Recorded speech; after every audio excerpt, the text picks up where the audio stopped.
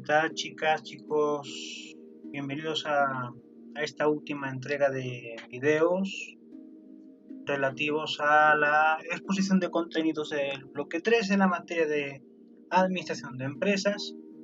Y en esta ocasión vamos ya a abordar los dos últimos momentos o las dos últimas etapas o fases que comprende el proceso administrativo. Hemos ya hecho un recorrido extenso sobre aspectos fundamentales a contener dentro de nuestro conocimiento como emprendedores respecto a lo que implica la planeación, respecto a lo que implica la estructuración u organización formal de la empresa. Hemos también tratado ya muchos aspectos en vídeos más recientes acerca de la integración de personal o de lo que supone la contratación o el staffing. Y vamos ya a abordar esta última fase llevando a cabo pues una exposición de aquellos aspectos que hay que considerar como más importantes dentro de la fase 4, que sería la dirección, y dentro de la fase 5, que serían aquellos aspectos relativos a la evaluación del desempeño y al control del mismo. En su momento, creo recordar que fue a finales del bloque 1 o a principios del bloque 2, hacíamos una referencia y una crónica de aquello que contemplábamos como dirección y liderazgo, o recordamos. Y en ese punto se hacía una diferenciación o una matización a dos conceptos como son el de autoridad y poder, ¿no? Precisamente.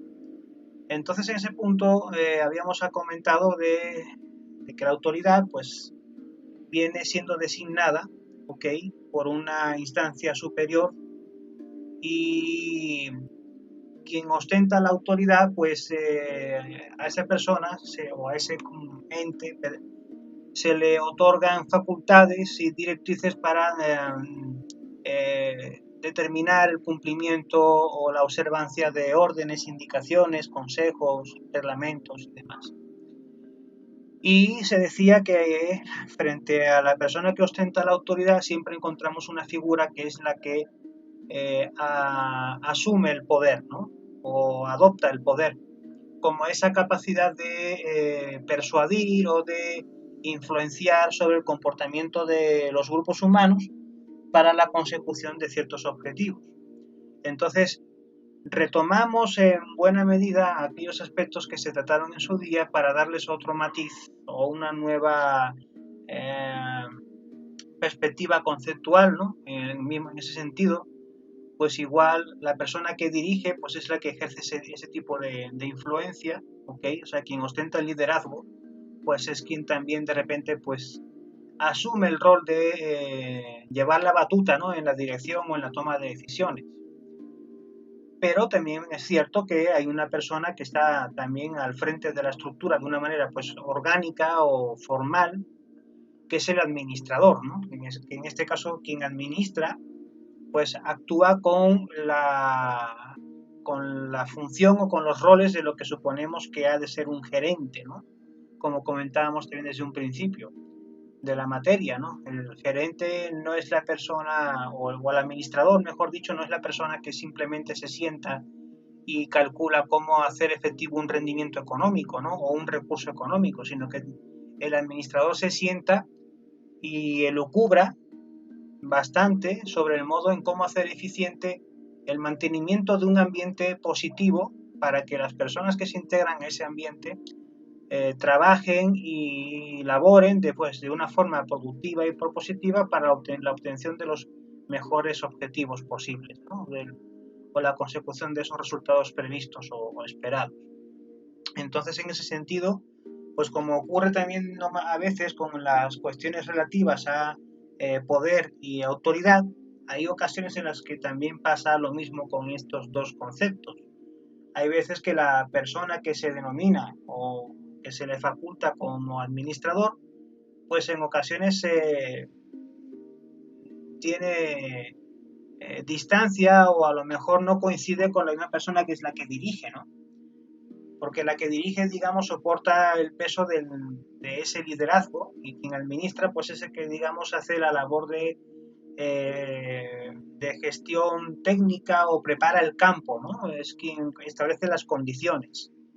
Y mientras la persona que dirige, pues es la que ya ejecuta la política, ¿no? Pero normalmente también es frecuente, o al menos es lo que se espera que sea frecuente, que quien administra y dirija, pues se concentre en la misma persona ambas facultades. Ejercer la influencia sobre los equipos de trabajo al mismo tiempo que recrea y mantiene ese ambiente, ¿no? Ese ambiente adecuado para que los individuos rindan de forma productiva. Pero hay que tener en cuenta un aspecto bastante esencial, sobre todo dentro de las corrientes contemporáneas que estudian la teoría de la administración, y es el hecho de que en contra de lo que haya podido ocurrir en el pasado, y no hablo solamente de un pasado reciente, sino también de un pasado ya con una perspectiva, un carácter histórico, la labor de un gerente no reside, como se dice en ese recuadro rojo para que se tenga presente ese principio, la labor de un gerente no reside en manipular a las personas, sino en identificar qué es lo que les motiva. Entonces, el gerente, como tal, no ha de ser solamente esa persona que tenga muy claro todo lo referente a los conceptos técnicos o los planteamientos tecnológicos o los sistemas productivos. También tiene que ser un psicólogo, tiene que actuar como un coach, ¿ok? O sea, como un entrenador.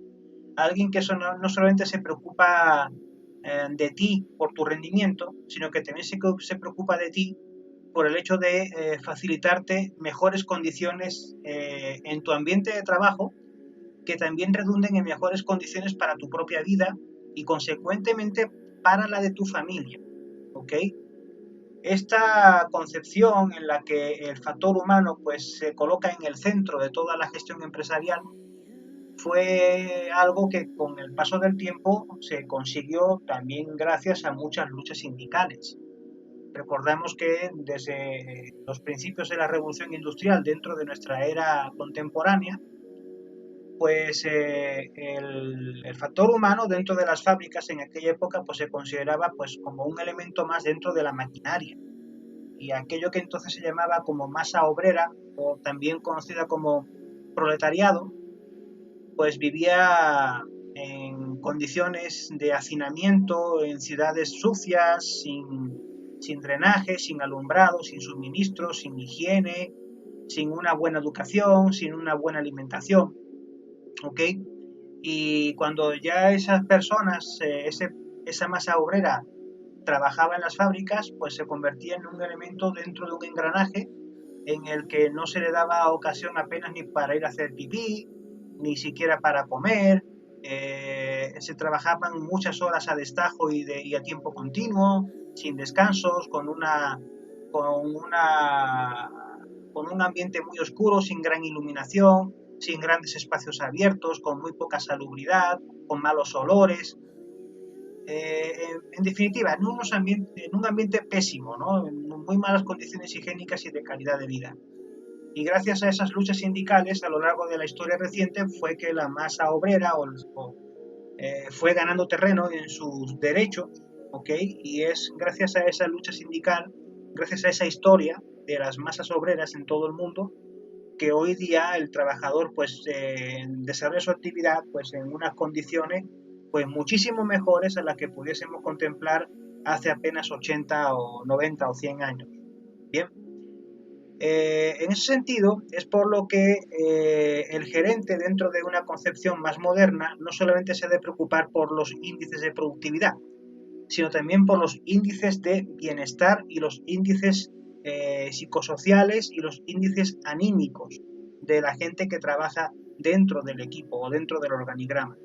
Por tanto, la gerencia o el administrador ha de preocuparse también por los sueños, los miedos, las inquietudes, lo que le preocupa a sus trabajadores, y ha de establecer en lo posible las medidas o las condiciones o los incentivos que permitan generar dentro de esa masa laboral que tiene la empresa pues unas perspectivas de futuro y de desarrollo que les hagan sentirse importantes, ¿ok? Por eso hoy día se considera precisamente que el factor humano es el activo más importante que tiene una empresa, porque la buena acción y el buen desarrollo de los planes en una compañía depende de cuánta atención se le pongan a los trabajadores, ¿ok? Por eso en muchas empresas, por ejemplo, se establecen programas de estudio. Hay incluso muchas compañías que promueven en su plantilla laboral que estudien, por ejemplo, la prepa o que estudien incluso una carrera universitaria, facilitándoles un programa de becas. Incluso también hay muchas empresas que a lo mejor cada ciertas semanas o en un periodo mensual, pues organizan, por ejemplo, campeonatos de gocha, ¿no? De estos en batallas urbanas, ¿no? Donde se lanzan bolas de pintura, ¿no? Dentro de escopetas de aire comprimido, como un modo de hacer piña en la comunidad laboral, intentando formalizar ese tipo de comunicación más allá del rigor propio del área de trabajo, ¿no? Creándose un ambiente en el que todos se sientan partícipes como hermanos, como un equipo en donde todos se apoyen y colaboran mutuamente. O se organizan, por ejemplo, torneos de fútbol rápido, torneos de voleibol, torneos de baloncesto. Se hacen incluso también en ocasiones, se organizan, por ejemplo, viajes en donde a los trabajadores se les invita a que vayan con sus familias y todos juntos con sus familias se hospedan, por ejemplo, en un hotel, lo ocupan durante un fin de semana y hacen recorridos a museos o a parques de atracciones, todo pagado por la empresa, ¿no? O subvencionado en buena parte por la propia empresa. O incluso también, pues, a muchas empresas, a los trabajadores de cierto nivel también se les pagan las vacaciones, o se les entrega coche de empresa, o se les aplica becas para los estudios de sus hijos, ¿no? Lo más normal y frecuente que normalmente, por ejemplo, alcanza a obtener un operario en una maquila dentro de nuestro entorno industrial en Saltillo, pues son esos bonos de productividad, los vales de despensa, el hecho de que pongan transporte por parte de la empresa que te recoge el autobús y te manda a la fábrica y luego de la fábrica a tu casa. Ese tipo de condiciones o de medidas o de prestaciones que permiten que tu vida cotidiana fuera del trabajo sea más llevadera o sea más fácil. En cierto modo lo que se pretende es mimar al trabajador, cuidarlo, entenderlo, protegerlo, para que sea leal a la compañía, ¿no? Para generar ese espíritu de fidelidad a unos valores, a una misión y a unos objetivos, ¿de acuerdo? En donde todos, de la cual todos forman parte dentro de esa comunidad. Entonces, esos son aspectos que se hacen recalcar en los 3 puntos siguientes, ¿no? Los individuos son mucho más que un factor productivo, que es lo que veníamos comentando, son miembros de sistemas sociales, porque son familias, son consumidores, son clientes al mismo tiempo, ¿ok? O sea, tienen una vida propia, una vida personal, una vida familiar que hay que cuidar, que hay que respetar, que hay que proteger, ¿ok? Y en ese sentido, pues las empresas que así lo consideran, pues generan ese tipo de mecanismos de atención al trabajador, en donde se prestan a lo mejor de repente a tener horarios flexibles y cosas así, ¿no? De hecho, aquí en México existe un sello, no sé si lo hayan visto alguna vez en algunos documentos comerciales o en algunas tiendas, en lo que, por ejemplo, el Vips, ¿no? La cadena de restaurantes Vips, pues se considera que es una empresa socialmente responsable, es una ESR. Todas aquellas empresas que tienen ese logotipo, ¿no? Que ahí normalmente pues se colocan en la cartelería o en las zonas de publicidad o al interior del establecimiento o del local comercial, las empresas que llevan ese logotipo ESR se consideran empresas socialmente responsables, o sea, son compañías que procuran y cuidan al trabajador, ¿ok? En muchos aspectos, laborales, familiares, educativos, en muchas facetas se les da ese tipo de prestaciones y de trato preferente, ¿de acuerdo? Para que se sientan a gusto y trabajen cómodamente en ese ambiente. Las empresas como sociedad, y eso es una cosa a lo que hace referencia al segundo punto, establecen mecanismos y reglas de desempeño y comportamiento a la que sus miembros deben apegarse, pero no hay que olvidar que el ser humano no es uniforme, ¿de acuerdo? No existe la persona promedio. Cada uno tiene su propio perfil, su propio comportamiento, su propio carácter y por tanto las empresas han también de cuidar en ese sentido que las personas que forman parte de un organigrama no se sientan alienadas, ¿no? No se sientan como un elemento mecánico, sino que también tengan su propio perfil, que tengan su propia identificación, su propia vida, ¿no? Que se reconozcan por lo que son, personas, no número de empleados. Si los gerentes, en el tercer punto, no comprenden la complejidad de las personas, no podrán aplicar de forma correcta las generalidades sobre motivación, liderazgo y comunicación. Por lo tanto, hoy día ser un buen gestor, ser un buen gerente, ser un buen administrador también implica desarrollar habilidades y conocimientos en la comunicación y en las relaciones humanas. Por tanto, la asertividad, todo lo que tenga que ver con los estudios de inteligencia emocional, la capacidad de comunicación, la capacidad de comprensión, ser personas con un alto nivel o con un alto sentido de la tolerancia, el respeto, la buena educación, el saber hablar, el saber moverse. O sea, el gerente como tal no solamente se centra en estudiar contabilidad, producción, ingeniería y leyes. Tiene también que desarrollar ese tipo de facetas más allá de lo técnico para también centrarse en aspectos más humanos. Aquí, en esta lámina, se hace presente 5 principios básicos, ¿ok?, que pueden permitir que una persona se convierta en un líder inspirador, o son 5 aspectos que podemos detectar en alguien que puede erigirse como un perfil adaptado a esta característica, ser un líder inspirador. ¿Qué es lo que caracteriza a un líder inspirador? Pues siempre tiene una motivación muy personalizada, ¿ok? Una motivación muy concreta, ¿de acuerdo? Muy especial, muy bien dirigida, ¿bien? Comparte sus experiencias de trabajo, sus experiencias de vida, no tiene miedo en contarle a la gente cómo le hizo para llegar a donde está, ¿sí?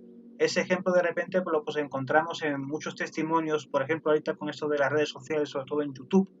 De repente hay muchas personas, muchos perfiles, muchos actores, entre comillas, gente de éxito, que muestran en internet sus proezas, sus casas, sus coches, sus empresas, sus acciones y todo eso, pero no solamente se prestan a mostrarte lo que tienen, sino que además te dicen cómo lo consiguieron y pretenden pues ofrecerte tips y consejos para que tú logres hacer lo mismo que ellos para conseguir, si se puede, lo mismo que tienen ellos, si no es que hasta incluso más, ¿no? Porque a fin de cuentas el ejemplo y la inspiración para la prosperidad pues se puede tomar desde de muchísimas partes. Pero con esto de que tenemos pues cada vez una mayor masificación en las redes sociales y la comunicación y la información es tan intensa y de tan alto volumen, pues podemos encontrar en internet y en las redes sociales pues múltiples ejemplos, múltiples referencias, algunas pues más válidas o más creíbles que otras, pero en definitiva referencias de personas, de perfiles que pretenden ser famosos o que ya de hecho lo son, en donde se muestran su modo de vivir y cómo desde un plano humilde, desde chiquitos, te van diciendo, te van enseñando qué hicieron en su paso a paso. No tienen miedo en compartir lo que saben con los demás.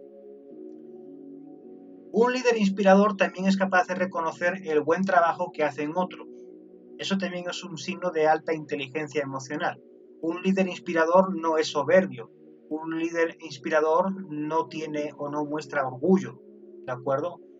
Un líder inspirador es capaz de reconocer en otras personas lo bien que hacen su trabajo, ¿de acuerdo? Eso determina no solamente inteligencia emocional, sino también una alta dosis de humildad, ¿no? Porque a fin de cuentas, en ese sentido, desde el plano humilde, desde el plano del reconocimiento, es como las personas ganan más estima y más valor delante de los demás. Cuando tú te presentas en la vida como alguien muy fregón y que le sabe a todo y que le puede a todo, tipo Juan Camaney, pues realmente cuando alguien se centra mucho en el yo-yo, como se suele decir normalmente, ¿no? La teoría del yo-yo, pues el yo-yo no llega a ninguna parte. Vale que si de repente hables de ti y cuentes de tus experiencias, pero también tienes que abrir el plano a perspectivas externas a ti, ¿de acuerdo? Y las asumen con total normalidad y participan de sus ejemplos, ¿ok?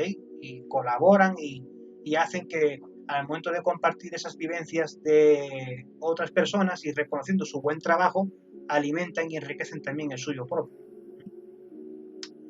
Las personas que ejercen un rol de líder inspirador, cuando tienen que llevar a cabo algún tipo de indicación ante un mal trabajo, ejecutan observaciones y correcciones de forma inteligente. Normalmente un líder inspirador no te insulta, no te descalifica, no te exhibe ante los demás. Sabe cómo decirte las cosas para que no te sientas mal, pero te dice lo que te tiene que decir para que de forma constructiva tomes nota para llevar a cabo a modo posterior el plan de mejora que crea más oportuno para que puedas hacer bien ese trabajo que de repente no te quedó como el esperable. ¿De acuerdo? No es una persona que te fustigue, no es una persona que te castigue, pero tiene el modo educado, tiene el modo psicológico de decirte las cosas como son, pero que no te duela. Bien, o sea, tiene esa habilidad para comunicarte los puntos débiles de tu personalidad para que tú los tomes en alerta y te pongas en consecuencia en acción para que puedas mejorar esos aspectos débiles. Y sabe cómo decírtelo para que tú no te sientas en ningún momento ni agraviado, como digo, ni tampoco ofendido, ¿vale? Y además, un líder inspirador es capaz de alinear las metas personales de los empleados con las metas de la empresa, que eso es lo que comentábamos anteriormente. Un gerente que se muestre con una gran habilidad para llevar a cabo una labor de comunicación y de liderazgo, es capaz de hacer que la gente que trabaja en la empresa vea los objetivos de la compañía como sus propios objetivos. ¿Ok? Los objetivos de la empresa forman parte de su vida. Los objetivos de sus vidas forman parte del objetivo de la empresa. Se genera esa comunión, esa simbiosis, ese rito de unidad, ¿no? Entre la comunidad laboral y los intereses productivos de la compañía. Y si encontramos a ese líder que sea capaz de ejercer esa orquesta, esa armonía, créanme que ya estamos del otro lado. Ya hemos conseguido mucho. Nota también importante, la dignidad individual significa que se debe tratar a las personas con respeto, no importa cuál sea su rango en la organización. El presidente, el vicepresidente, el gerente, el superior y el trabajador operario, cada uno en su nivel, contribuyen a las metas de la empresa. Cada miembro, cada persona es única, con diferentes capacidades y aspiraciones, pero todos son seres humanos y merecen que se les trate como tales.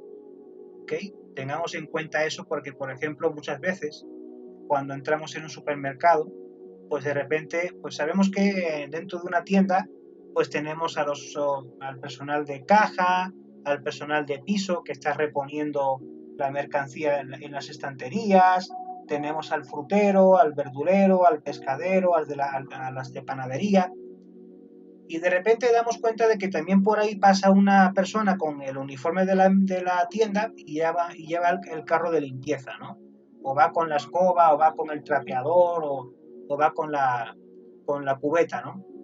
Y de repente como que parece ser que el trabajo de limpiadora pues no goza a lo mejor de repente aparentemente para mucha gente le pasa así, no goza del respeto o no goza o no es un trabajo digno como el que está, por ejemplo, llevando a cabo una labor de cobro o una labor de despacho. La persona que limpia el piso del local del supermercado, como el gerente, tienen el mismo trato humano. ¿De acuerdo? No significa que porque tenga un trabajo de menos cualificación se le haga menos. Y por el otro, por ser gerente, pues se le haga reverencia. O sea, tampoco se trata de eso. Hay que darle a cada uno su sitio, hay que darle a cada uno su trato, sin olvidar en ningún momento que todos son seres humanos. Todos merecen respeto, todos merecemos dignidad, porque el trabajo no hace a la persona, ¿de acuerdo? Nadie es más humano que otro por el hecho de ser presidente frente a un limpiador o un barrendero. O sea, nada que ver, ¿ok? Todos son iguales. Todos merecemos el mismo trato y, como digo, igualmente, para que quede claro, el mismo respeto y el mismo trato. ¿Cuáles son los elementos o los consejos que se han de establecer para una labor de automotivación? Porque de repente a lo mejor nosotros nos consideramos que, pues sí, desde un punto de vista teórico, desde un plano conceptual, pues está muy bien saber todo esto de lo que implica ser líder, ser gerente, qué me corresponde hacer, cómo tengo que actuar y todo eso, ¿no? Y de repente a lo mejor nosotros mismos somos los que nos estamos poniendo la zancadilla o nos estamos haciendo un propio boicot pensando que nosotros a lo mejor nunca alcanzamos o nunca alcanzaremos a tener el potencial para ser gerentes o administradores. Pero ¿quién te dice que no? Tú solito. Tú también has de actuar siendo tu propio aliado, pensando en que se puede, porque de hecho se puede ser gerente al menos de ti mismo y de tu propia vida, para empezar, y a partir de ahí proyectas ese ejemplo en lo que te rodea.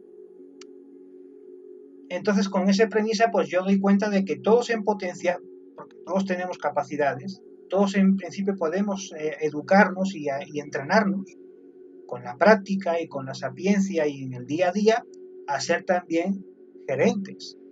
Claro, no es cuestión solamente de llegar a ser presidentes de una empresa, pero sí, por ejemplo, ser personas líderes. Pero para ser líderes necesitamos tener una correcta estima de nosotros mismos y guardarnos también de nosotros mismos una muy buena opinión positiva. O sea, tenemos que tener una propia automotivación. O sea, respetarnos, querernos y darnos a valorar, ¿de acuerdo? Como personas. Pero si yo no me encuentro anímicamente en un punto en el que yo me sienta o me vea así, ¿qué puedo hacer para yo ganar autoestima y qué puedo hacer para ganar en autoconfianza? Y a partir de ahí empezar a construir otro yo, otra persona con otro tipo de mentalidad, con otra edificación y con otros méritos y con otros objetivos. Bueno, aquí se establecen 6 premisas elementales que tú puedes desarrollar todos los días aplicando nuevos y buenos hábitos para que poco a poco vayas ganando confianza en ti mismo. ¿De acuerdo? Y eso tiene mucho que ver con aquel tema que vimos en su momento de administración del tiempo. Recordamos que también en su momento planteamos un ejercicio en el que se les pedía que hiciesen una labor de inflexión, ¿no? O un cambio de actitud en sus vidas para hacer de su tiempo y de su existencia pues un paso mucho más productivo y más eficaz en este tránsito, ¿no? Pero ahí les van 6. Primero, establecer tus propias metas y no perderlas de vista. Enfocarte en el objetivo y marcar para ese objetivo final los pasos intermedios o los objetivos intermedios que requieres cubrir para llegar a ese punto final. Segundo, como digo, y en consecuencia, fijar objetivos a largo plazo con metas y acciones específicas que se puedan ir llevando poco a poco en el corto plazo. Es decir, si yo me planteo acabar CECFOR y egresar y graduarme, y eso es un objetivo que yo me planteo para finales de junio o primeros de julio, ¿qué tengo que hacer hoy, desde hoy, para alcanzar ese objetivo a finales de junio, primeros de julio? Pues tengo que llevar a cabo ciertas tareas y superar ciertos desafíos para conseguir esa meta.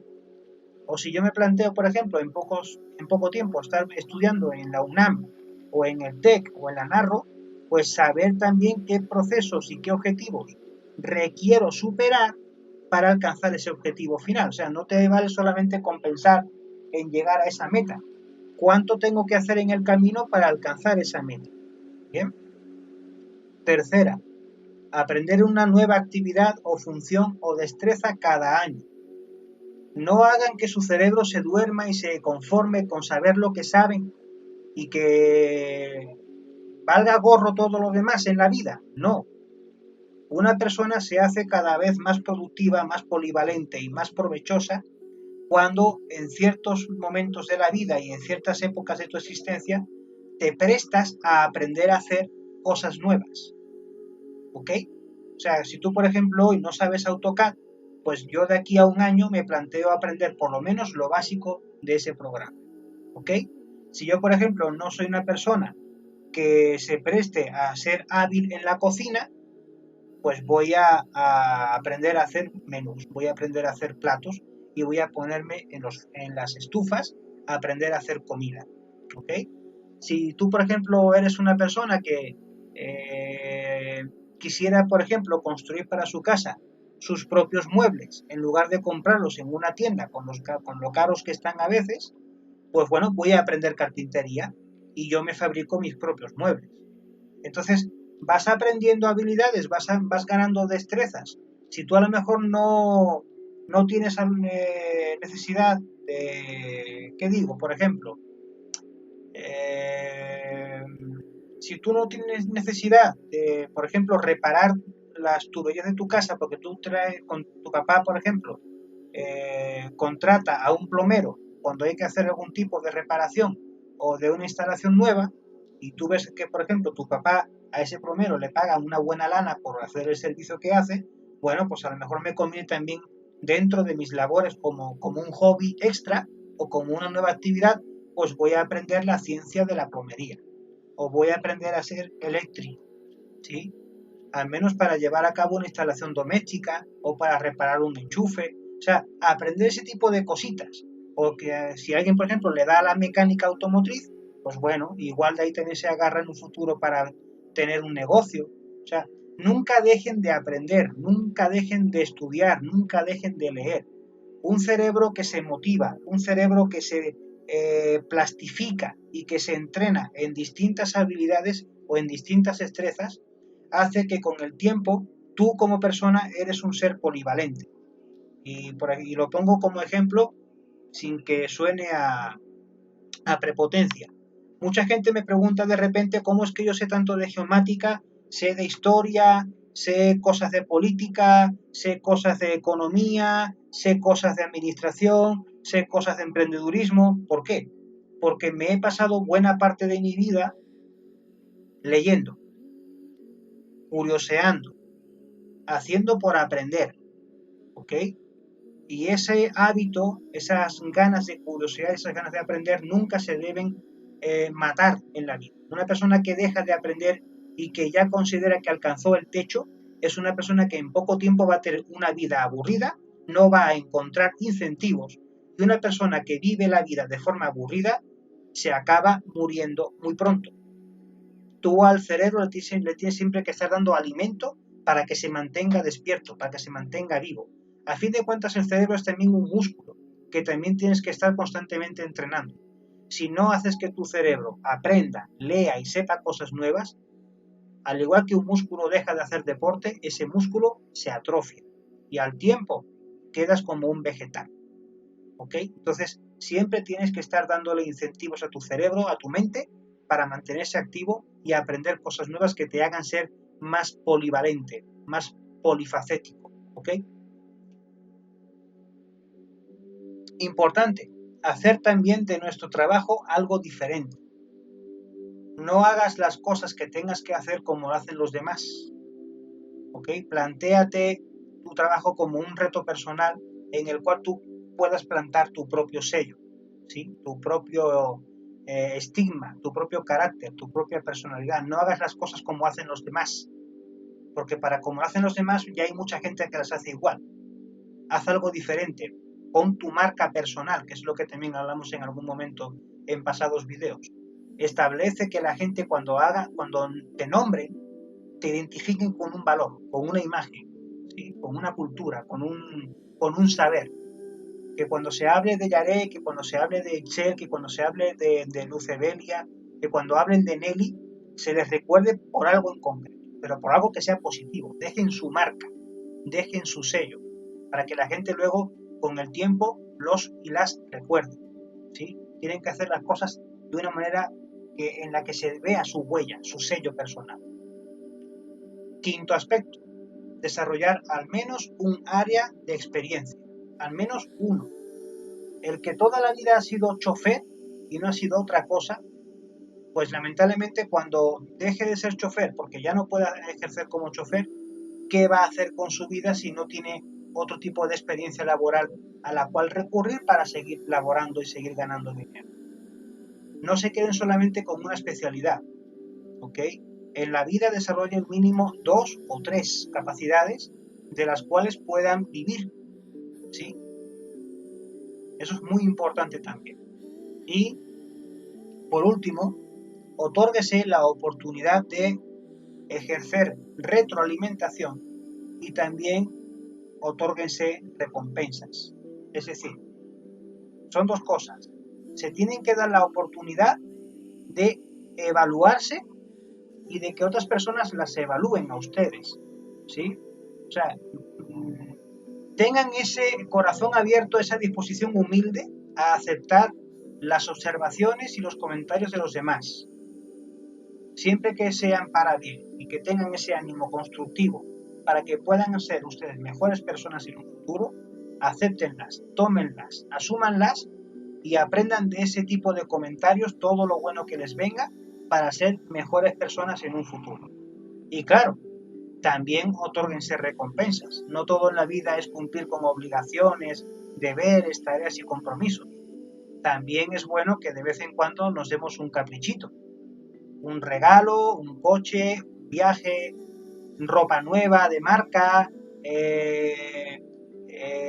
una computadora nueva. O sea, sean también capaces de quererse y de cuidarse y de mimarse en esas cuestiones cotidianas, a lo mejor más mundanas, de capricho, ¿ok? Pero que también les generen, de hecho, satisfacción.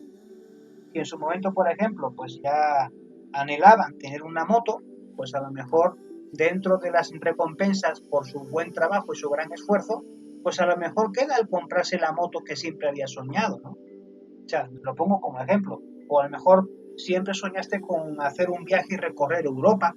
Bueno, pues a lo mejor llegó el momento de haber hecho un buen trabajo, recibiste tu recompensa, tu premio, y te das el lujo y te das el agasajo de hacer un tour por Europa durante un mes.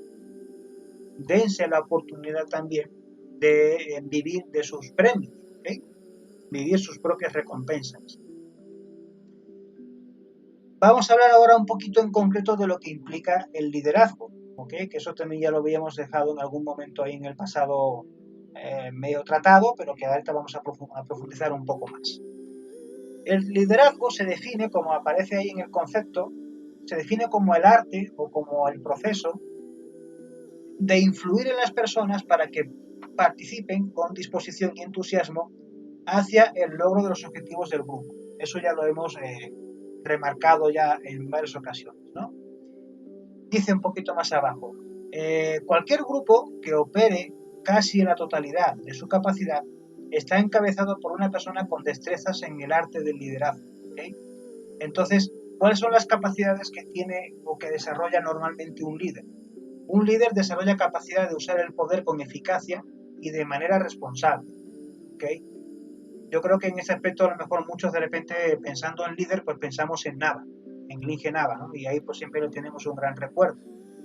Entonces, de seguro que cuando leen muchas de estas cosas van a pensar en él y van a decir, ah, caray, pues mira, todo prácticamente le cae en su saco, ¿no? O sea, entonces damos cuenta, ¿no? De lo que hemos tenido a nuestro alrededor y que de repente a lo mejor no supimos aprovechar o no aprovechamos al máximo, ¿okay? Entonces, si tienen contacto con él, no dejen de tener nunca la oportunidad de vez en cuando de platicar y de contar sus logros, avances y sus experiencias en la vida. Él siempre tendrá mucho que compartir con ustedes también. Pero ¿qué es lo que genera o qué es lo que practica un líder? Como digo, pues un líder tiene la capacidad de usar el poder con eficacia y de forma responsable. No abusa, no avasalla, no lo chulea, no lo expone, no lo exhibe, ¿okay? Siempre lo ejecuta de una manera coherente, consecuente y siempre de forma constructiva, ¿de acuerdo? Haciendo que todos participen de esa facultad, ¿no? Para que también en ustedes aflore esa capacidad. Un líder también tiene la capacidad de comprender que los seres humanos tienen diferentes fuerzas motivadoras. No a todo el mundo le gusta lo mismo y hay personas que para alcanzar ciertos objetivos utilizan diferentes mecanismos de incentivo o de estímulo para alcanzar su meta. Un líder detecta esos estímulos o esas necesidades de incentivo y las intenta promover para que las personas, los trabajadores, se sientan cómodos en ese ambiente, trabajando a gusto, alcanzando los objetivos pretendidos de una forma cómoda y agradable y divertida, ¿okay? Capacidad de inspirar a través del ejemplo, a través de las experiencias, a través de pláticas, a través de su propio testimonio. Genera el ejemplo, genera y brinda y abre el camino de la vida, abre el camino de su propia experiencia para que otros la vivan y la puedan experimentar y la puedan tomar como una herramienta, como una arma, ¿de acuerdo? Que puedan poner en práctica en su vida. También un líder tiene la capacidad de actuar para desarrollar un clima propicio, ¿ok? Despierta la motivación y hace que responda a ella. Cuando se sacaban a los alumnos a práctica, yo nunca he estado en una práctica con el Ingenava, pero sé que cuando está en campo es una persona que le gusta mucho de compartir sus conocimientos, sus experiencias, lo que sabe, sus habilidades, y reta a los alumnos a que piensen como él, ¿no? O al menos que no como él, pero sí muy parecido. O sea, que también a ustedes, yo me acuerdo, os me han contado que siempre los sometía a muchos desafíos prácticos, ¿no? Para poner en marcha la aplicación de lo aprendido en clase, ¿no? Y siempre con ustedes ha tenido pues ese tipo de relación muy abierta en el que se puede platicar de prácticamente todo, ¿no? Y compartiendo muchas vivencias. Eso lo hace un líder. También un líder tiene la capacidad de establecer una relación saludable con su jefe, generando una relación de dependencia mutua. Un líder se lleva bien con su jefe y se hacen aliados, generan una gran mancuerna. Y créanme, y no lo digo con la boca pequeña, sino con mucho orgullo, con mucha satisfacción, cuando yo he tenido la ocasión y tenemos aún la ocasión de trabajar o de colaborar con el Ingenava en el programa municipal de reforestación, pues él es a efectos forestales dentro de la oficina del Implan en el Ayuntamiento de Saltillo. Él es la mano derecha, es el hombre de confianza del licenciado Óscar Pimentel. Óscar Pimentel es un político, alguien que fue en su momento también incluso alcalde de Saltillo y que es director general del Instituto Municipal de Planeación del Ayuntamiento de Saltillo. Es alguien que no está apegado a las cuestiones ecologistas o ambientales, ¿de acuerdo? De una forma como lo pudiese ser el Ingenava. Pero el licenciado Óscar Pimentel confía ciegamente en la opinión y en el criterio del Ingenava cuando hay que llevar a cabo planes o políticas de reforestación en el municipio. O sea, es algo alucinante, ¿no? Y te quedas maravillado cuando te cuenta Nava, ¿no? De que el Pimentel, pues incluso para echarse un gas, le consulta, ¿no? O sea, generan una relación de dependencia y de comunicación tan estrecha que se hacen aliados, se hacen socios. Y de hecho, de eso trata el liderazgo también. No de contemplar al jefe como un aliado tuyo. Hazlo tu aliado, hazlo tu confidente, tu cómplice, tu socio. No lo veas como a un ogro al que hay que apedrear y criticar por la espalda. Conviértelo en tu compañero de trabajo.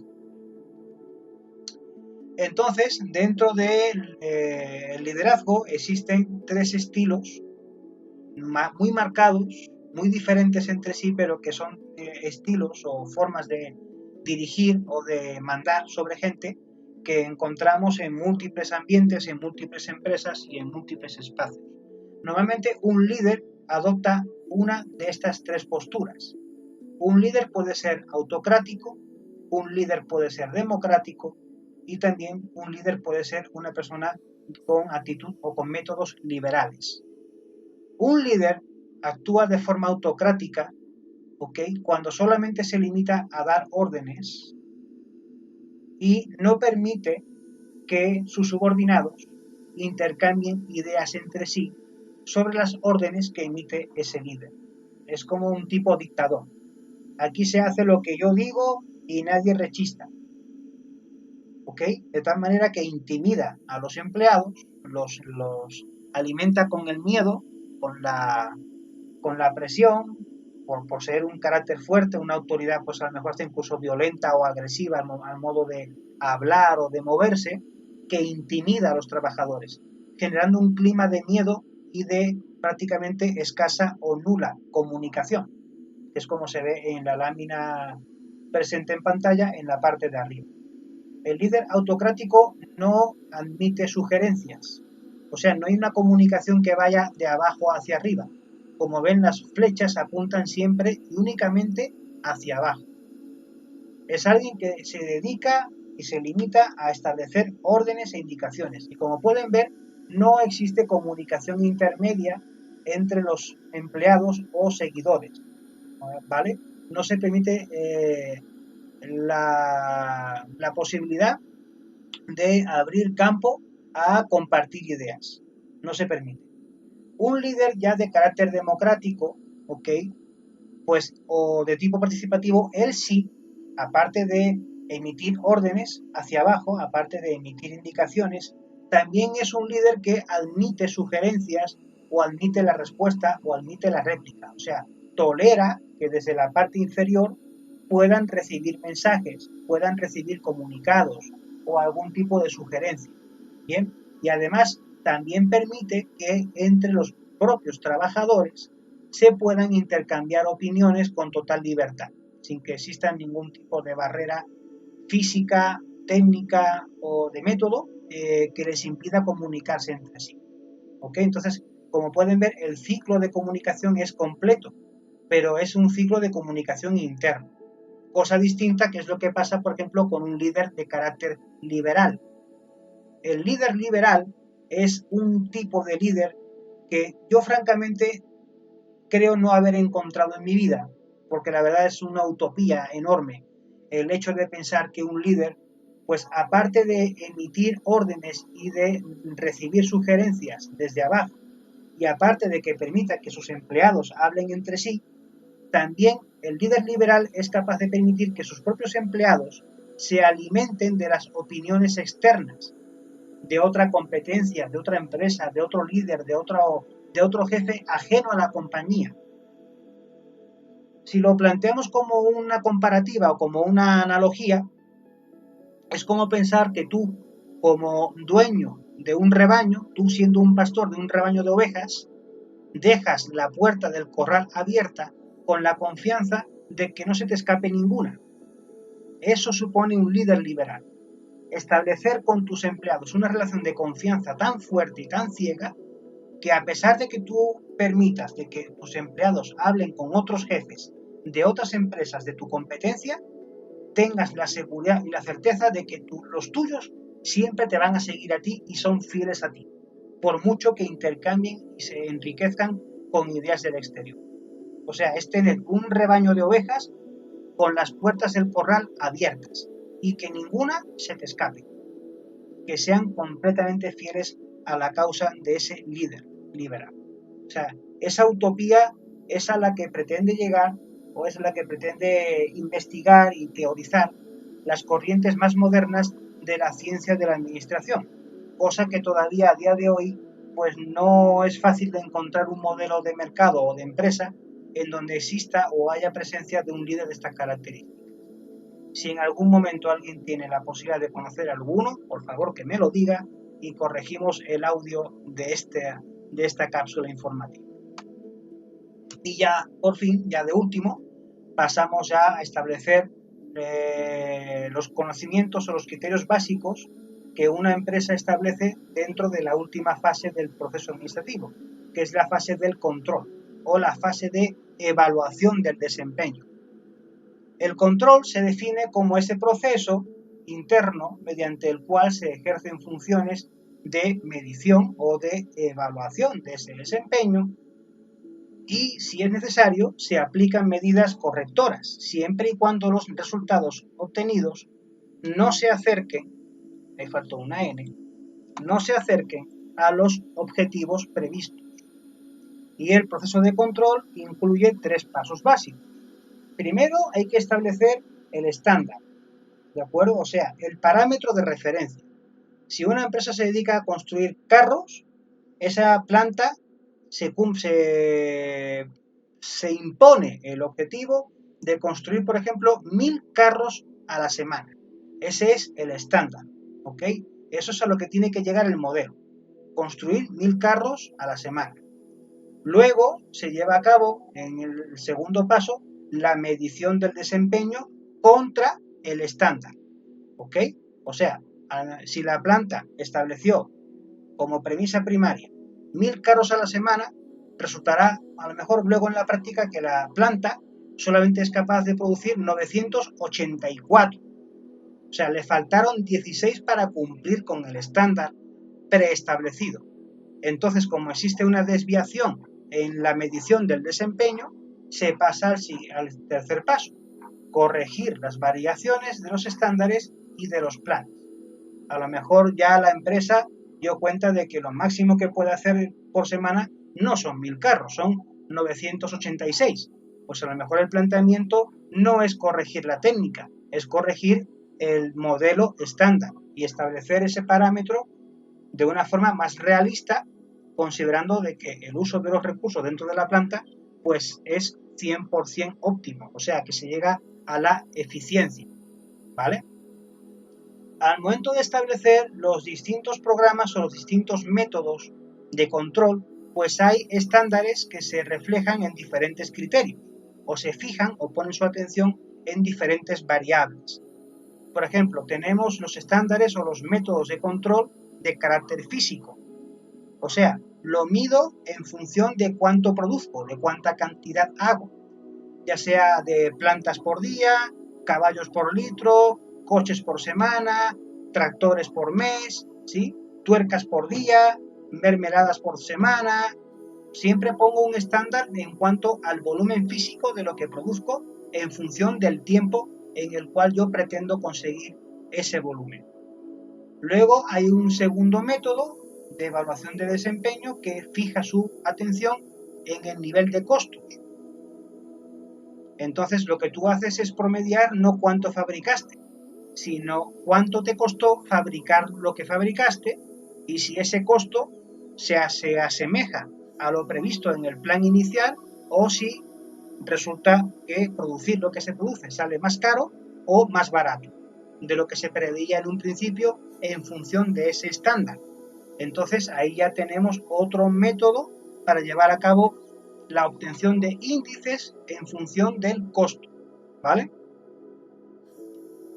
Otro método es el que se aplica cuando observamos el rendimiento del capital, es decir, combina medidas físicas y de costos, ¿ok? O sea, el rendimiento de una inversión según la utilidad. Si yo, por ejemplo, fabrico 986 carros por semana y resulta que yo le invierto a esa producción 10 millones de pesos, por decir una cifra, pero sabemos que para hacer 986 carros es mucho más, bueno, pues, ¿cuál es el coste por unidad? Entonces ya establecemos una combinación entre volumen físico y volumen de costos. Y el tercero, el capital, es un híbrido en el que yo ya pongo en consonancia cuál es el coste unitario de producir cada carro en ese periodo contemplado, en el ejemplo, ¿sí?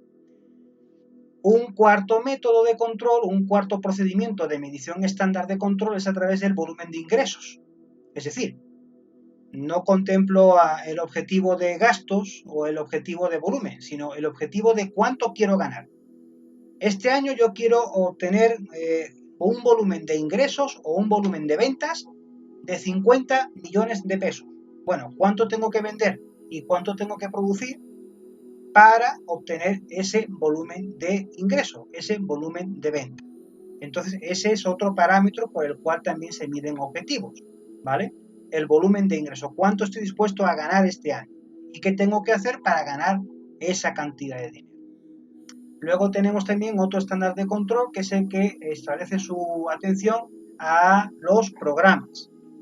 Es decir, cuando se aplica un programa de mejora de calidad o bien un nuevo programa de control de presupuesto. Cuando tú llevas a cabo una innovación técnica en el que tú plantees un aumento en el rendimiento productivo o un rendimiento porcentual más favorable en cuanto al ahorro, o sea, una disminución de costes, bueno, pues yo quiero que este año, por ejemplo, el plan de innovación técnica sea capaz de reducir el coste productivo por cada pieza fabricada un 15%, para que el coste de producto al momento de la venta sea un 15% más rentable.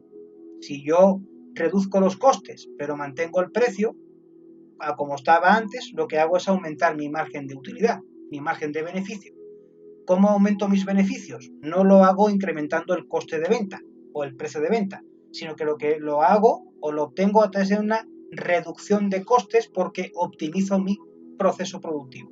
Entonces, este es otro modo de contemplar el comportamiento de ese resultado en función de una mejora técnica, de una mejora de programa. Luego también existen otro tipo de sistemas de control que miden valores intangibles o factores intangibles. En ese caso son complicados de medir porque no hay una referencia física o de dinero que permita evaluar ese parámetro, ¿no? O sea, tú, ¿cómo mides la felicidad dentro de la empresa? ¿Cómo mides tu nivel de lealtad o de fidelidad a la empresa? Es difícil establecer un parámetro que tú puedas numerar, ¿no?